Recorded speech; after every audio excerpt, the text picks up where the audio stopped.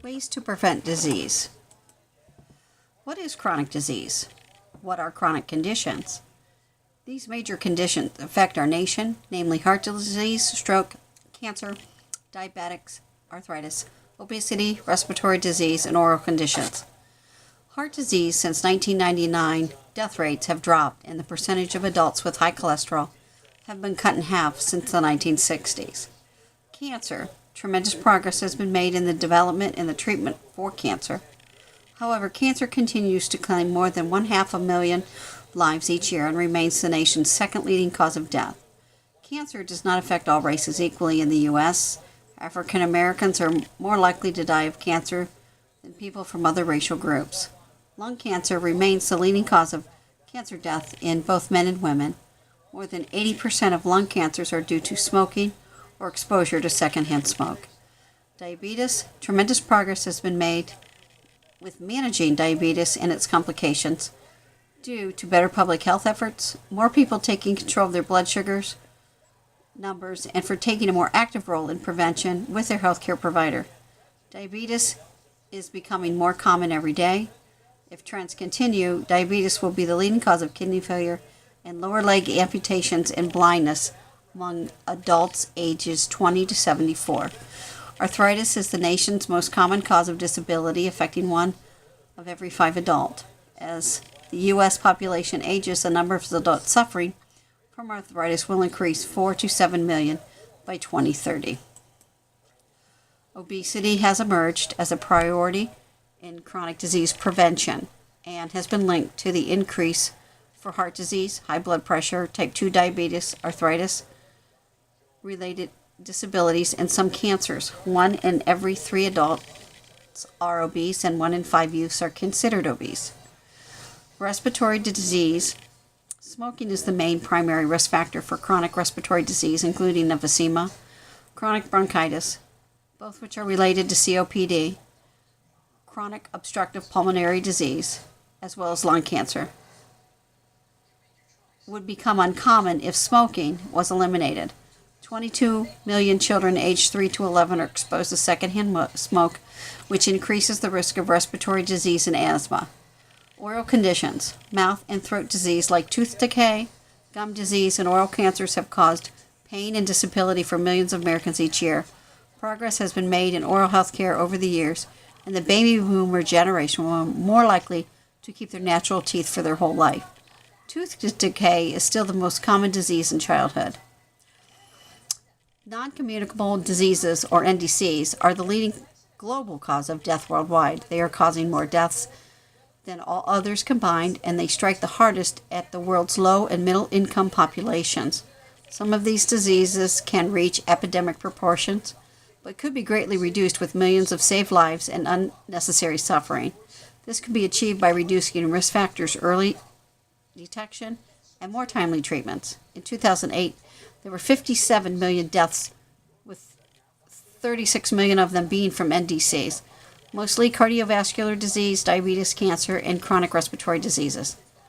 As our population age increases, so do the impact of these NDCs, according to the World Health Organization study in 2010. It is popular belief that NDCs are mostly in the most high-income populations, but evidence from the studies tell us a different story. NDCs are highly preventable through lifestyle changes from the 4 main behavioral risk factors, which are a tobacco use, physical inactivity, harmful use of alcohol, and an unhealthy diet. Each year, nearly 900,000 Americans die prematurely from one of the 5 leading causes of death. Between 20 and 40% of the deaths could have been prevented, according to a study from the Center of Disease Control and Prevention, or the CDC. Together, they account for 63% of all U.S. deaths. The study suggests that if all the states had the lowest death rates for each case, it would be possible to prevent lower death rates and prolong lives. The 5 leading causes of death in the United States are heart disease, cancer, chronic lower respiratory disease, stroke, and unintentional injuries. The World Health Organization, or WHO, is a specialized agency of the United Nations that has occurred that is concerned with the international public health. It was established on July 22nd, 1946, headquartered in Geneva, Switzerland. According to the WHO, NDC deaths are projected to increase by 15% globally between 2010 and 2020. The greatest increase will be in Africa and the Eastern Mediterranean and the Southeast Asia, where they will increase by over 20%. A total of 57 million deaths occurred in 2008. 36 million are due to NDCs, mostly cardiovascular diseases, diabetes, cancer, and chronic respiratory disease. NDCs are the most frequent cause of death in most countries. In the Americas, the Eastern Mediterranean, Europe, Southeast Asia, and the West Pacific. In the African region, there are still more deaths from infectious diseases like HIV than NDCs. However, the NDC-related deaths are steadily rising and expected to take over the number one spot by 2020. Global-wide interventions. Population-wide interventions are not only achievable, but also are cost-effective. The income level of a country or population is not a barrier to success. Low-cost solutions can work anywhere to reduce the major risk factors for NDCs. NDCs are the leading cause of death globally. They are strongly influenced by four main behavioral risk factors: tobacco use, insufficient physical activity, harmful use of alcohol, and unhealthy diet, which leads to elevated blood pressure, elevated blood glucose, and cholesterol levels and excess body weight. The 7 dimensions of wellness. This wellness lifestyle is a living pattern that involves 7 dimensions, which are physical, intellectual, emotional, social, spiritual, environmental, and occupational. Physical dimension deals with the functional operation of the body and involves the components of physical fitness, muscle strength, and endurance. Dietary habits have a huge effect on your physical well-being, along with your drinking and drug behaviors can also play a role in your overall well-being and health.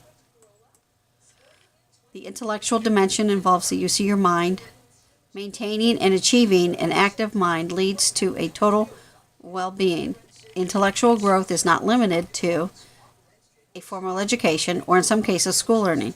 It involves a constant learning environment for your mind to never stop learning or asking questions. Keeping your mind engaged with mental activities like crossword puzzles and word searches, reading newspapers and books to keep up on current events. Emotional dimension, the ability to laugh and enjoy life and adjust to the change on how we cope with stress and how we maintain our relationships are examples of emotional dimension wellness. Emotional wellness includes 3 areas of awareness, acceptance, and management. Emotional awareness recognizes your feelings as well as feelings for others. Emotional acceptance means understanding the human emotion. And emotional management is the ability to control or cope with your personal feelings and knowing when to seek support if needed. The spiritual dimension involves a personal search and meaning for the direction your life is moving in. For many people, spiritual wellness means identifying a creator or a god or even a certain religion. However, the spiritual dimension is not always synonymous with religion. Sometimes it is, in the purest sense, cultivating new ideas and beliefs, morals and values to give you guidance and strength to be able to handle life's experiences. The environmental dimension of wellness deals in the preservation of our natural resources as well as the protections of plants and wildlife. We have basic needs that include safe air, water, and food. Creating habits such as recycling and to limit the use of dangerous chemicals and pesticides can show a positive improvement for our environmental wellness. Occupational dimension involves having personal satisfaction from your work profession. Occupational wellness involves maintaining a balance between work time and home time. The power of prevention. Health starts at home, schools, workplaces, neighborhoods, and communities. We know taking care of ourselves by eating well, exercising, and staying active, not smoking, and seeing a doctor for regular checkups will have a positive influence on our lives. Along with the sources of clean water and good food and clean air, there is one of the reasons Americans are healthier than others in the world and why also Americans are not as healthy as they should be. The power of prevention. Where do we start? There are 4 modifiable risk factors that can be changed to help in the fight against chronic diseases. These risk factors are lack of physical activity, poor nutrition, tobacco use, and excessive alcohol. The lack of physical activity, regular activity, is one of the most important things that you can do for yourself to stay healthy. It helps control your weight, reduce your risk of cardiovascular disease, type 2 diabetes, along with strengthening your bones and your muscles, and improve your health and your mood and your ability to do daily activities, and prevents falls among older adults. Poor nutrition equals good nutrition can help lower risk for many chronic diseases, including heart disease, stroke, and some cancers, diabetes, and osteoporosis. Tobacco use. Since 1964, the Surgeon General's report on smoking and health has concluded that tobacco use is the single most avoidable cause of disease and disability and death in the U.S. Every year, more than 443,000 people die prematurely from smoking or from secondhand smoke. Although 70% of smokers want to quit, nearly 40% try each year, and the attempts are mostly unsuccessful. Excessive alcohol consumption is the nation's 3rd leading lifestyle-related cause of death and is associated with a wide range of health and social problems. For people who choose to drink alcoholic beverages, to do so sensibly and in moderation, as defined as 1 drink per day for women and 2 drinks per day for men. The United States spends more on health care than any other nation by far. Going back to 2006, the average American had health care costs well over $7,000 per person. This is twice the average of 29 other developing countries worldwide, yet our life expectancy in the United States is far lower than any other nation that spends less than half of what the U.S. does on health care.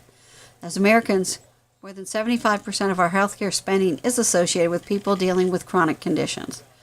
These conditions are the nation's leading cause of disability and death, which could have been prevented. These conditions bring on a life of disability and a compromised quality of life and huge out of control healthcare costs. 7 out of 10 deaths from Americans are from chronic diseases. In 2005, 133 million Americans had at least 1 chronic illness. The scope of chronic disease has not escaped the public attention. More than 2/3 of all adults believe the U.S. healthcare system should place more emphasis on chronic care prevention care programs. Social detriments of health are conditions in the environment where people live, learn, work, and play, and live every day. Examples of social detriments include the accessibility of resources to meet everyday needs, like safe housing, local grocery stores, access to education and job opportunities, access to healthcare services, transportation, public safety, social support, and exposure to crime. Examples of physical detriments include natural environments like green spaces and grass or weather, having a built environment such as building sidewalks, bike lanes, roads, housing and community developments, exposure to toxic substances, and other physical hazards. There are a number of tools and strategies that are emerging to address the social detriments of health, including the use of the health assessment to review needed, proposed, and existing policies for their impact on health. The application of a health all policy strategy can improve health for all and closing the health gaps shared across all governments. As we know, NDCs are a global problem that needs to be addressed worldwide. From first world countries to second and third world countries, everyone needs and deserves a fair chance for the opportunity to be treated, to be given the opportunity to make the lifestyle changes needed. However, this is not a perfect world, and not everyone will have access to all that they need. There are struggles and limitations for most people living in second and third world countries. Even America finds a struggle in their everyday lives, so NDCs affects all walks of life. There is no discrimination.